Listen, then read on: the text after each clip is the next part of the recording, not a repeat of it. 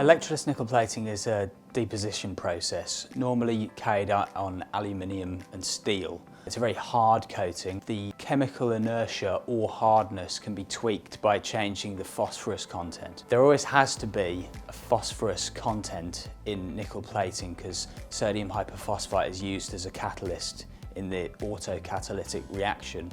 The fact that there's no external electronic field in the Electroless nickel plating process is actually a good thing because it allows total uniformity of plating. If you've got crevices in there, they're not shielded from the electric field, so all the way down the diameter of, say, a long bore, you'll get the same coating thickness throughout.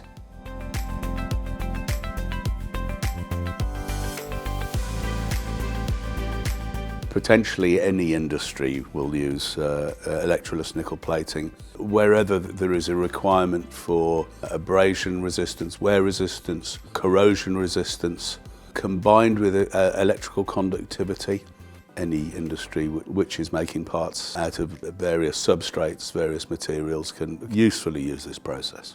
One of the benefits of using Electroless nickel plating is the fact that you maintain electrical continuity throughout the substrate and the coating. It's still highly conductive. They use it a lot in electronics because it's often more conductive than the base material.